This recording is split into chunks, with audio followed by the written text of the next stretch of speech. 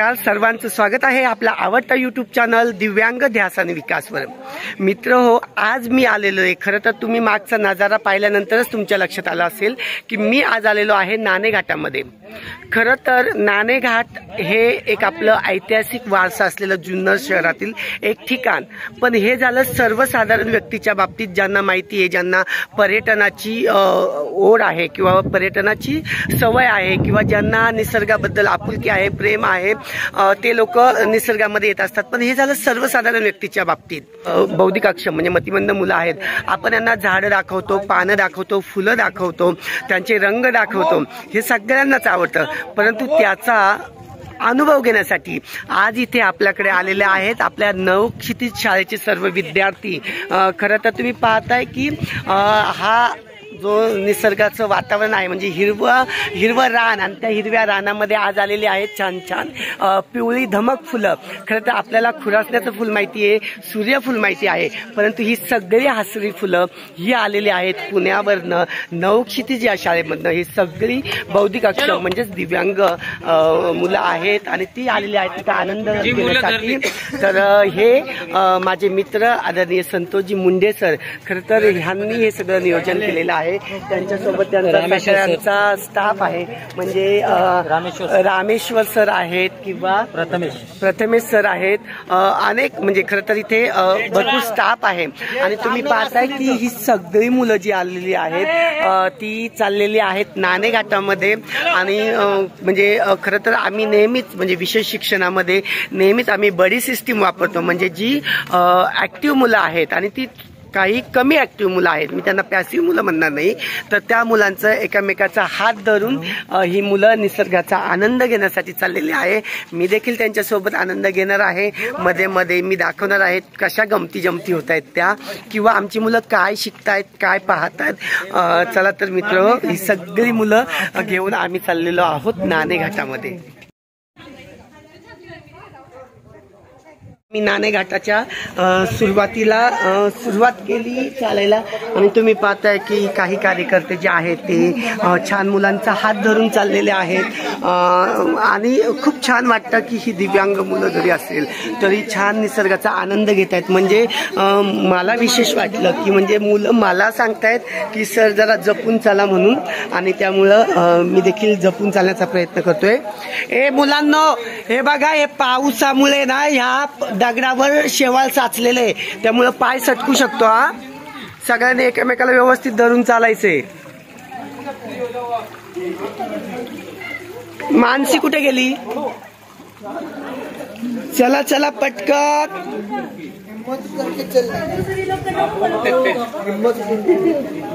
देवाने निसर्ग बनवला आणि हा निसर्ग सर्वांसाठी खुला आहे। कारण खरं तर आपण जेव्हा बघतो की आपण स्वतःला सर्वसामान्य समजणारी लोक, आपण आपल्या विकेंडला असेल किंवा अगदी नाही काही तर आत्ता जो सुशिक्षित वर्ग आहे किंवा ज्यांची आर्थिक आमदनी चांगली आहे, ते अनेक लोक वर्षातून किमान 2 वेळा तरी बाहेर फिरण्यासाठी जात असतात। आणि मग त्यावेळी तो जो निसर्गाचा आनंद आहे, कारण देवाने जे आयुष्य दिलेले आहे ते एकदाच दिलेलं आहे, आणि जी समजण्याची क्षमता आहे किंवा जी बुद्धी आहे ती ईश्वराने फक्त मानवाला दिलेली आहे। आणि मग हा जर मानव जन्म आपल्याला ह्या जन्मी मिळालेला आहे, तर तो आनंदी आणि स्वच्छंदी होण्यामध्ये आपण एकमेकाला सहकार्य करायला हवं। आणि बहुधा हीच ही दिव्यांग मुलं दाखवतात की तुम्ही पाहाल की अतिशय चांगल्या पद्धतीने म्हणजे स्वतःची काळजी घेता घेता ती इतरांची काळजी घेऊन चाललेली आहे।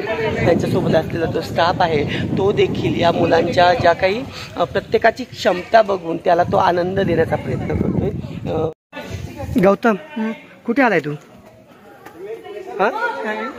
कुठे आलाय तू? नाणेघाट? काय रे नाणेघाटात तू? पाणी अजून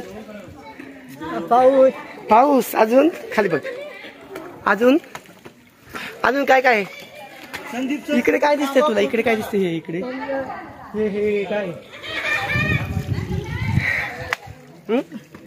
तुला गाणं येतं का? मग काय बोलतो तू? तुला आवडलं का इथे? मग घोषणा देऊया का आपण? का? का रे?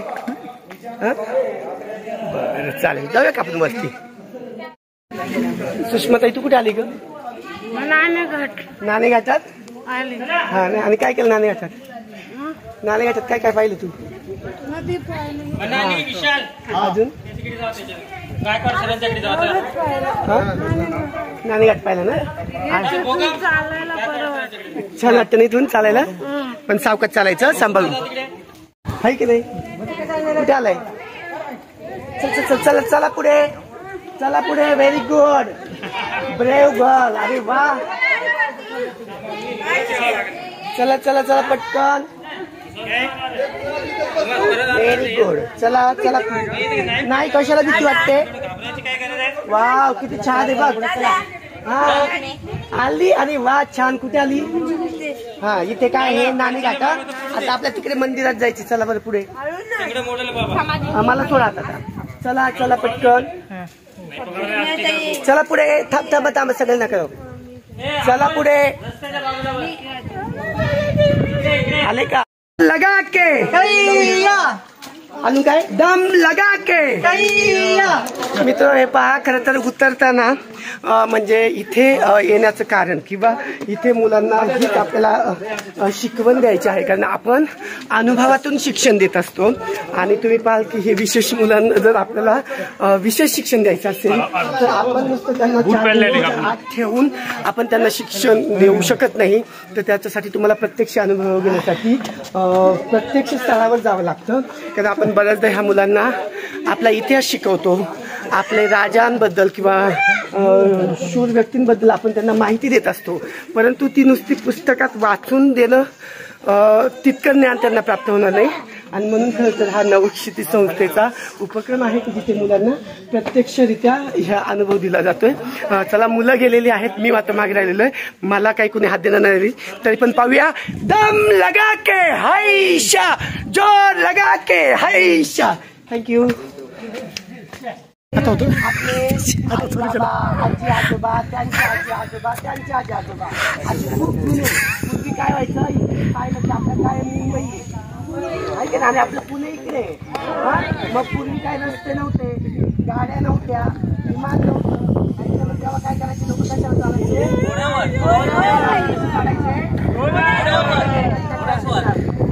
गेलं की मग काय करायचं, याचं पण आपल्याला हे करायला लागायचं. याची पण काय म्हणूया त्याला, सुशोभीकरण असेल. सुशोभीकरण नाही पण त्याचं मेंटेनन्स.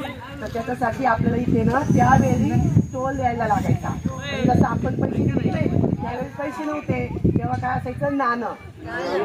आपण पाहिलं की नाही, काही लोकांनी पाहिलं की नाही, 1 रुपयाचं नाणं, 2 रुपयाचं नाणं, नोट नाही नाणं, कॉईन आहे ना.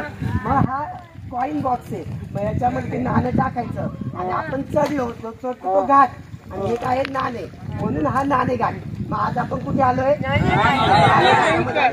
आपण अजून नाणेघाटाचं सौंदर्य बघणार आहोत. आपण काय काय पाहिलं? पाऊस आला होता, नंतर पाणी पाहिलं, पाहिले. आता आपण तिकडे जाणार आहोत. तिकडे पण खूप छान छान नदी आहे, डोंगर आहे छान छान. आणि तिकडे बघितलं, तिकडे एक असं अंगठ्यासारखं दिसतं नाही, तर ते आपण तिथे एवढं जवळ जाऊन नाही पाहू शकणार, तिथून लांबून पाहणार आहोत. पण आता तिथे पण इथे जाताना बघताना आपण थोडं सांभाळून जायचं आहे की ना. आपलं तोल गेला तर काय होईल?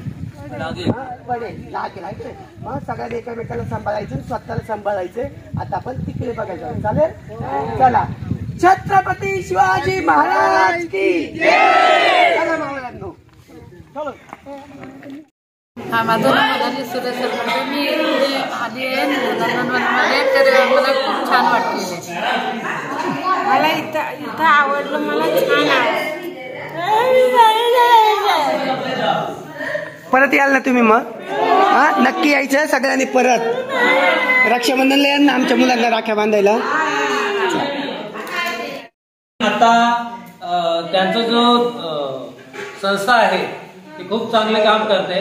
आणि आता सध्या त्यांच्याकडे ते मुलं राहत आहेत, त्यांच्यासाठी नवीन व्यवस्था करत आहेत त्यांनी. आणि आम्हाला बोलून आमच्या मुलांना त्यांनी वेळ दिला, आमच्याबरोबर ट्रेक केला. त्यासाठी विकास सरांचा आपण टाळ्या वाजवून धन्यवाद मानायला पाहिजे. थँक्यू.